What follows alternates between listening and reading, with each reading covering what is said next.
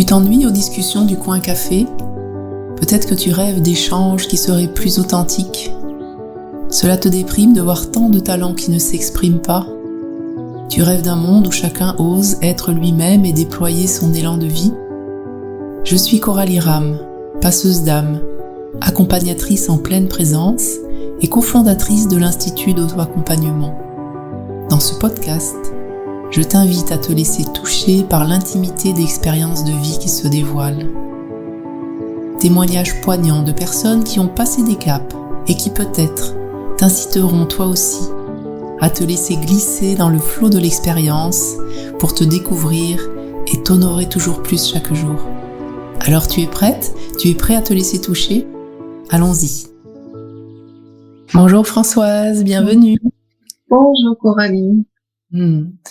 Alors on a pris un petit temps pour se poser là avant de démarrer cette rencontre et j'étais vraiment en lien avec la joie de ce temps de partage avec toi et ça m'a remémoré. On s'est rencontrés via l'Institut d'auto-accompagnement au travers du focusing et on a eu nous l'occasion de se rencontrer lors de différents stages auxquels tu as participé en présentiel et j'avais les images de temps qu'on a passé ensemble sous les arbres, là, sous les grands frênes, juste ce temps où on échangeait chacune nos ressentis comme quelque chose de suspendu. Et moi, ce qui m'a touchée dans ces échanges qu'on a pu avoir, c'est la curiosité intéressée que tu as à ce cheminement, que tu fais depuis toutes ces années. Il y a aussi, ce qui me touche, c'est ton engagement et ton implication, ta participation, cette authenticité à regarder ce qui se passe en toi. Il y a vraiment quelque chose de cet élan d'authenticité. Puis la dernière chose qui me touche aussi à titre personnel, c'est que tu es gestalt thérapeute et que moi, avant de découvrir le focusing, j'ai cheminé avec plusieurs thérapeutes en gestalt et j'avais aussi un superviseur quand j'ai fait ma formation de coach qui était gestaltiste. Et du coup, ça me touche parce que j'ai vu toutes les imbrications entre les deux postures. Et voilà, peut-être, je sais que c'est ça que tu as peut-être un peu aussi développé. Mais du coup, peut-être déjà, qu'est-ce que ça te fait d'être là et de ce temps ensemble? Il y a de la joie, de l'excitation. Donc, l'autre polarité de l'excitation, c'est un petit peu de stress, un petit peu d'anxiété, mais la joie et l'excitation positive sont là. Et effectivement, déjà ce point où on peut se rejoindre, où tu nommes donc mon activité de gestalt thérapeute, c'est d'autant plus important que ça a été quand même un vrai choix. Pourquoi la gestalt thérapie? Puisque c'est la thérapie de l'ici et maintenant. Pour moi, c'était celle qui, par évidence, se situait ou venait rencontrer un désir plus ancien et plus profond qui avait à voir avec plus quelque chose de ma verticalité, de ma capacité à me tenir là, justement dans cette ouverture, cette présence, et de déjouer tout ce qui un petit peu les pièges de toutes ces méandres des états d'âme affectifs dans lesquels on peut se perdre. La thérapie de l'ici et maintenant et de la responsabilité.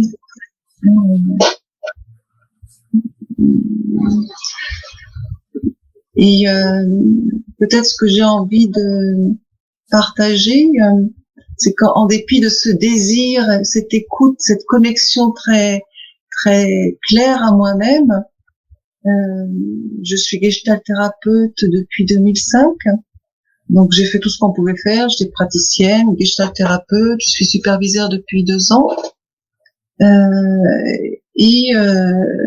Au bout du compte, avec tous ces diplômes, je m'aperçois que c'est pas si évident que ça de laisser apparaître une dimension de moi-même, de mon être, qui était pas forcément mise à contribution,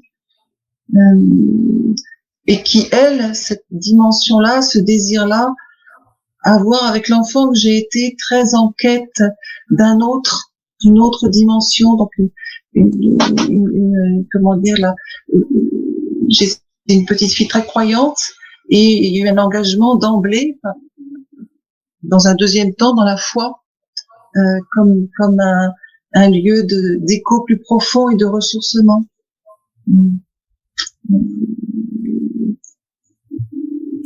Et peut-être aujourd'hui, ça serait, j'ai envie de dire ça, l'expérience qui me bouleverse encore, c'est de voir comment c'est pas si évident de ça, comment dire, que ces deux axes de ma vie, l'accompagnement et la reliance à une dimension plus profonde, se rejoignent. Oui, c'est ça que tu me parlais, hein, comme ce sentiment d'être à une croisée, et comme s'il y avait une quête de trouver un espace où les deux se rejoignent, comme quelque chose de plus vertical, et puis un accompagnement plus horizontal, et de trouver à cet endroit, voilà, et d'apparaître aussi. Il y a cette notion d'apparaître en toute authenticité, c'est-à-dire avec ton expérience, avec ton expérience accompagnante, et avec ton chemin de foi, en fait. Ouais. C'est comme si l'ouverture du cœur, on en parle beaucoup depuis pas mal d'années, les années 90 notamment, mais le vivre dans cette authenticité, notamment, je pourrais dire dans un cabinet où on toque à la porte de personnes pour soulager des souffrances. Moi, mon intuition profonde, c'est que cette souffrance, elle s'origine dans des zones qui ont à voir avec notre être, et que bien souvent, on se cantonne dans les zones de l'âme, de la psyché, de tout ce qui est affectif. Alors, à la fois, cette conscience profonde, même s'il y avait quelque chose qui se cherche encore, est douloureuse, mais elle m'a donné, en tout cas, une couleur particulière de quelqu'un qui va tenir quelque chose dans ce monde de la psychothérapie, et essayer un peu de déjouer tous ces méli-mélos que j'appelle des états d'âme affectifs, souvent bien lourds et dans lesquels on peut se perdre pendant des années, et essayer d'aller un peu plus loin. Dans les évangiles, on parle de va nager en eau plus profonde. J'aime bien ça, emmener les personnes, mais ça suppose une forme de rigueur, de droiture. Donc, en dépit de ne pas avoir peut-être toujours eu une résolution personnelle satisfaisante, ça m'a mis dans une dynamique qui est une ressource dans mon accompagnement. Je tiens avec. Ouais, j'entends vraiment du coup ce quelque chose qui tient, comme si ça tenait en attendant de trouver un espace plus large, peut-être ça tient ou ça maintient ou ça contient. Je sais pas si ça te parle dans ta vie, de quelle expérience tu fais de ça en fait concrètement, le fait que comme il y a une attente de trouver cet espace, comme tu parlais, complet d'ouverture du cœur, et en même temps du coup quelque chose tient le cadre, le guide, je sais pas concrètement ça fait du quoi. Ouais. Il y a la tenue du cadre et un écho, une résonance profonde de cœur à cœur, d'être à être, comme si il y a quelque chose qui m'invitait à emmener plus loin. Oui, un écho, une résonance pas toujours consciente et qui peut pas toujours émerger, et du coup qui vient conforter cette rigueur on continue, on va pas se perdre. Et effectivement, ça me parle dans ma vie personnelle. Et aujourd'hui, je peux voir l'envers du décor, c'est une forme d'isolement. Un vécu quelque chose avec une connexion profonde qui, malgré moi, peut me faire vivre un sentiment de décalage, de solitude, d'isolement. Ouais, comme si dans cette recherche intérieure, dans cette connexion et dans cette recherche de cette ouverture, il y avait le cheminement, il se faisait plutôt en inspire à l'intérieur de toi, et en même temps cette volonté d'expirer, mais comme de pas trouver le chemin. Oui, on peut le dire comme ça, et à la fois, je pourrais dire dans cet endroit où ça ne il y a quelque chose qui se fait. Et ça, c'est là que je peux être vraiment, que je peux rejoindre la personne que j'accompagne, ou que je peux me rejoindre peut-être dans mon humanité personnelle. C'est là. On peut dire, la vérité est dans le chemin qui se fait. Je sais pas si je suis claire, mais il y a quelque chose de cet ordre-là. Ouais, comme si, du coup, ça te fait vivre vraiment l'expérience de l'ici et maintenant et qu'il n'y a pas la recherche d'autre chose, du coup. Non, non, non, non, il n'y a pas la recherche d'autre chose. C'est là que le focusing est venu apporter sa petite note particulière. Parce que du coup, dans ce que je mets en mots là, ben oui, il y a des questionnements professionnels. Est-ce que je suis au bon endroit? Quelle est la crédibilité de mon travail? Est-ce que je réponds vraiment aux besoins de la personne qu'il y a à moi? Et puis, ben, dans ma vie privée, comment je peux partager ça? C'est pas toujours facile. Et c'est là que en goûtant au focusing de la relation intérieure, il y a ce que j'appelle une passerelle qui a pu se construire entre ces deux polarités, à la fois avec quelque chose qui a été un grand soulagement de pouvoir partager, d'être incluse dans un groupe, et puis de goûter une délicatesse justement dans ce cheminement, de pouvoir accepter ce qui était justement pas si confortable et parfois douloureux dans l'instant présent, en se mettant à l'écoute. Et juste ça. Et là, effectivement, si je veux être fidèle à moi-même, je vais prendre des sources plutôt bibliques. C'est le chemin. Écoute Israël, c'est écoute de tout ton être. Et il y a rien d'autre à chercher. Et là, tu vois, il y a quelque chose moi, c'est bouleversant, quoi. C'est l'histoire de la porte. C'est comme si il y a un endroit, j'avais toujours cherché à la pousser. Je dis souvent, je suis une femme de volonté, de détermination. Et à la fois, il y a quelque chose la résolution, elle est dans ouvrir la porte de l'autre côté. Ouais. Et qu'est-ce que ça te fait quand tu es à cet endroit-là, là, tu dis, c'est bouleversant. Qu'est-ce que ça te fait quand tu te mets juste à cet espace de prendre conscience que la porte s'ouvre d'elle-même par l'énergie de la vie qui est là, l'élan. Comment tu te sens quand tu es en lien, juste quand tu t'arrêtes à cet endroit-là? Il y a une détente, comment dire, une libération. Voilà, une libération comme si une libération et une ouverture de tout l'être. Comme si un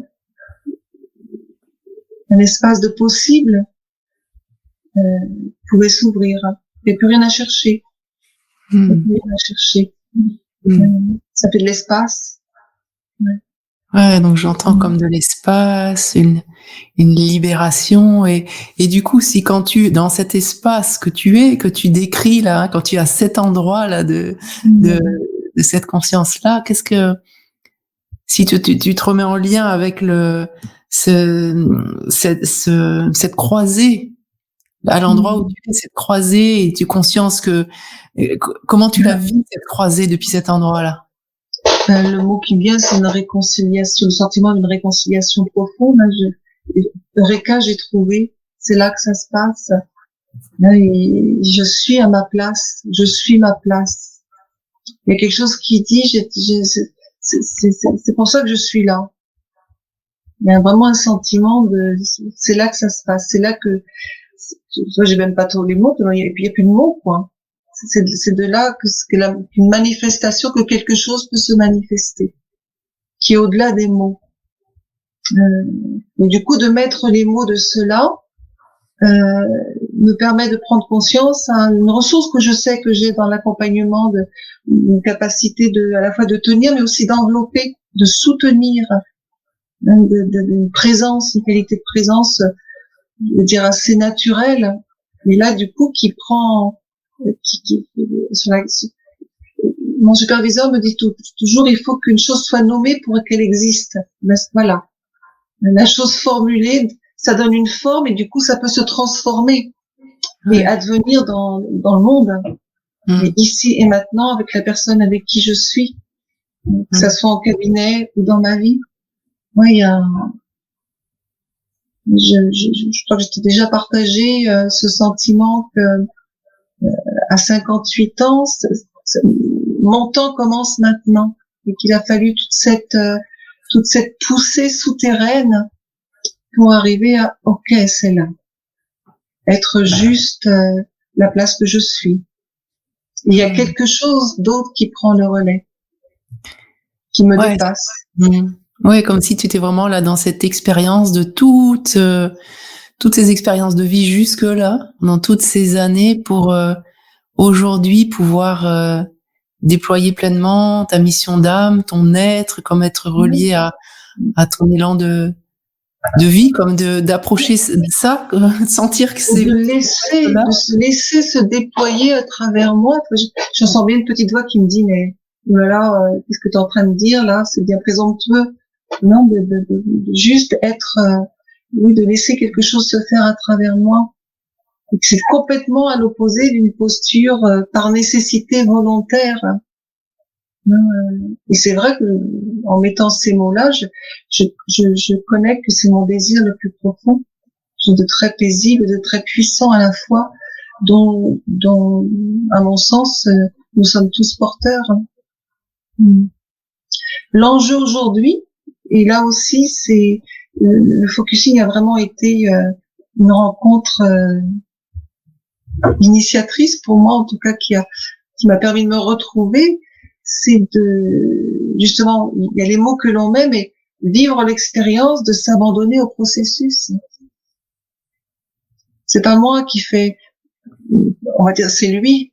Hein. J'aime bien cette simplicité qui a à dire Dieu, c'est ce qui est, dies, le jour.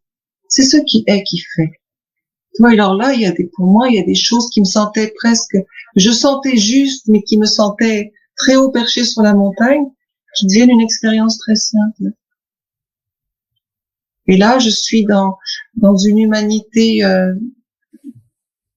droite, dans toute ma verticalité, avec une capacité d'ouverture à ce qui m'entoure, et en lien avec quelque chose de plus grand qui traverse.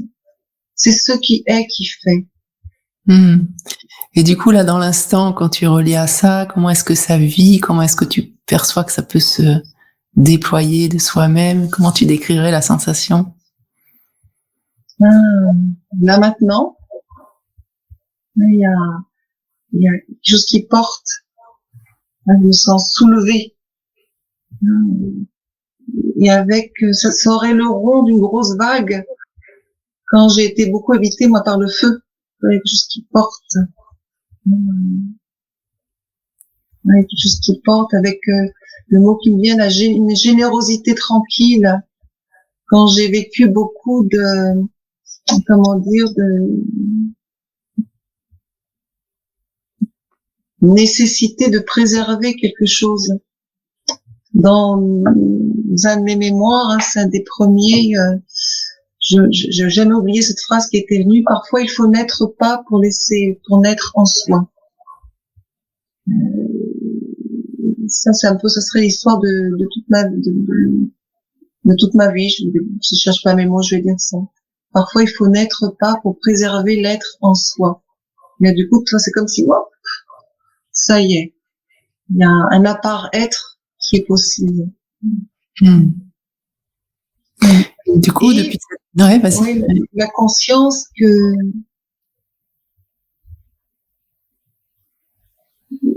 pour que cela soit, il y a à laisser être. Ouais. Et ça, l'expérience concrète dans la pratique du focusing, que ce soit l'auto-focusing ou en binôme, est très précieuse. Chaque fois, il y a quelque chose qui vient chercher à prendre le contrôle, à saisir ce qui se passe. Et non, depuis toujours, je suis celui qui est. Il n'y a rien à saisir. Et ça, pour moi, c'est puissant, puissant. Et du coup, depuis cet endroit-là, comment est-ce que tu imagines, voilà, déployer ton activité? Quelle forme ça pourrait prendre? Aujourd'hui, quel élan tu aurais depuis cet espace de conscience, quel élan tu aurais de partage sous une forme ou sous une autre, hein, tu me diras. Bah, pour être juste, en ce mois de février que j'adore, parce que c'est là où rien n'apparaît du printemps et tout frémit, j'en suis là, d'une écoute et de savourer. Je sais que je me suis pas perdue. Je sais que je me suis pas raconté des histoires. Et d'être à l'écoute, effectivement, du pas d'après, laisser être. Voilà, je sais pas. Mais je peux laisser être pleinement confiante. Et peut-être juste en connexion avec ce désir. Oui, c'est ça, comme connecter à la source, à ton élan profond, d'être dans ce processus d'émergence. C'est vrai que le focusing, pour ça, c'est extraordinaire de laisser émerger en nous cette sagesse, cette intuition, en reconnaissant ce qui peut, comme tu te citais tout à l'heure, des fois des parts qui émergent en disant non, c'est pas comme ça, ou ça devrait être autrement, ou que ça préoccupe, qu'on ralentisse et qu'on se mette au rythme du corps. Et valider le désir que je suis, c'est même pas le désir que j'ai, tu vois, c'est vraiment, il y a une guérison là. Valider le désir que je suis, alors que il y avait bizarrement dans nos sphères d'accompagnement, dimension verticale ou celle de l'être a pas toujours sa place, et qu'il y a eu toujours quelque chose qui était difficile à mettre en mots. Et là, du coup, la forme que ça va prendre, moi, j'ai envie de dire, cet entretien en fait partie. Il y a quelque chose d'assez inédit, d'un dévoilement aussi intime de ce qui m'habite dans les profondeurs de mon être. Oui, et là, il y a à la fois l'expérience de l'accompagnante qui sait que c'est là que ça se passe, et il y a aussi cette ma foi qui me porte. Oui, tu parlais de ce défi pour toi de justement d'apparaître en toute authenticité avec de pouvoir nommer cette croisée de chemin et voilà, je te remercie déjà de ce que tu déposes là et de ce cheminement que tu t'autorises à faire là toutes les deux pour nommer tout ce qui émerge en toi. L'élan est vraiment de soutenir cette notion de reliance à un plus grand, quel que soit le nom ou le mot qu'on mette dessus. Et du coup, il y a vraiment quelque chose qui est de cet ordre-là. J'aime bien l'idée, je m'appuie beaucoup, je me nourris beaucoup d'un philosophe chrétien, Denis Marquet, qui écrit notamment l'amour à l'infini, ou aimer à l'infini, oser désirer tout. Quelque part dans la dimension psychothérapeutique, on fait que soigner. Que là, il s'agit de guérir quelque chose de notre humanité, avec un grand H. Vous êtes des dieux.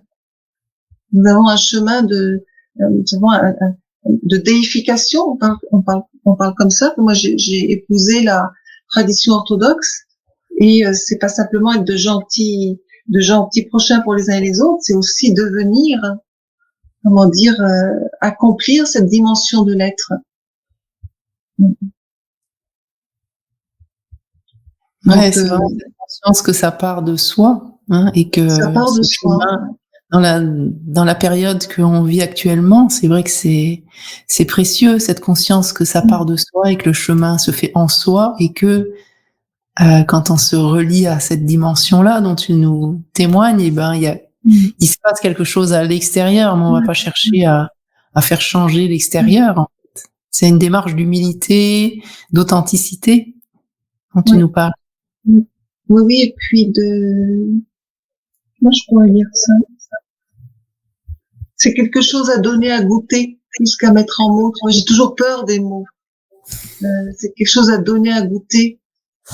Et là, ce qui n'est pas encore complètement, ce qui n'est pas encore chaotique, c'est ce feu que je sens me traverser et ce désir qui est beaucoup plus rond, une sorte de féminin et de masculin qui doit trouver sa juste danse pour justement pouvoir vraiment accueillir l'autre là où il est et rejoindre ce désir. Et c'est intéressant parce qu'effectivement, dans la période où on est, là, on est en février 2022, il y a cette conscience qu'on est en train de cheminer sur la réconciliation, hein, notre masculin et notre féminin intérieur. Alors toi, tu parles du feu et de l'eau, mais il y a vraiment d'avoir conscience de ces deux dynamiques en nous qui, comme le yin et le yang, se nourrissent, s'intermêlent et nous permettent de trouver, de cheminer dans notre axe, dans notre élan de vie. Ah oui. Oui, il y a cette notion d'équilibre, de danse, d'une Vénus généreuse et d'un Mars tempéré qui avance bras dessus, bras dessous. Oui, j'ai vraiment à cœur et je trouve de vraies ressources dans cette simplicité du être avec que nous propose le focusing. Juste être avec, à l'écoute. Et de pouvoir justement se soutenir ensemble. Le chemin il se fait avec l'autre aussi. Et ça c'est une belle expérience. Dans les espaces de partenariat, c'est toujours très fort quand on sent qu'il y a quelque chose qui connecte et on passe à un autre niveau. Mais ça se fait à deux. Oui, le fait de pratiquer à deux, c'est vrai, quand on pratique le focusing seul, on fait une expérience, mais le fait de pratiquer à deux, et c'est comme dans la vie, c'est bien les relations et les expériences qui vont nous amener à voir des facettes de nous dont on n'avait pas conscience. Et le fait de pratiquer, d'offrir sa présence à l'autre, de recevoir la présence de l'autre, nous fait aussi rencontrer des espaces, des nouveaux espaces. Est-ce que je peux me rendre disponible? Est-ce que je peux me disposer justement à être cet espace? Ça, tu vois, quand je le dis, je trouve ça prodigieux. Juste être là, quoi. Une simplicité que je touche, mais qui demande de la conviction pour s'y tenir. Ouais. Il demande de la foi, une adhésion à ce plus grand et du coup l'humilité qui va avec. Si c'est pas le temps de la personne, c'est pas le temps de la personne.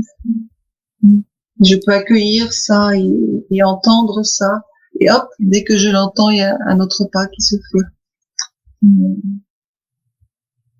Oui, j'entends vraiment cette question de rythme et de respect du rythme aussi des personnes de son propre rythme intérieur, quand les parts de nous n'ont pas envie de se montrer, elles peuvent rester telles qu'elles sont, et aussi le rythme des personnes qu'on accompagne, de pouvoir être un espace pour elles dans lesquels elles peuvent se déposer et cheminer à leur rythme aussi. Oui, sachant, quand tu dis ça, il y a la notion d'humanité une. C'est ensemble que nous évoluons.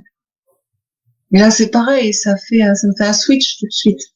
Comme l'histoire de la porte, c'est ensemble. Ça désactive tout ce qui pourrait être d'ordre de la volonté, qui est toujours plus ou moins du ressort de l'ego. C'est ensemble. Donc, là où il est, je suis et on avance. Et si je suis là où il est, il y a quelque chose qui se fait. C'est bête, hein. C'est si simple. C'est ensemble. Ouais. Et du coup, est-ce qu'il y a une chose que tu as envie de dire aux auditeurs, aux auditrices, une pépite, une lumière avec quoi ils pourraient repartir de ce temps de partage que tu as envie de leur confier ou de leur... La confiance, que dans cette période de crise que nous traversons, qu'il y a quelque chose de plus grand qui nous aime et qui connaît le chemin, et que c'est une histoire de d'ouvrir la porte dans le bon sens. Ce serait ça le message. Et le bon sens, c'est la confiance, l'abandon. Hein. La petite Thérèse qui disait toujours, c'est l'abandon qui mène à Dieu, c'est l'abandon qui permet de s'ouvrir au plus grand. Il n'y a que ça. Et c'est simple. Et je me fais un petit plaisir en citant mes sources chrétiennes.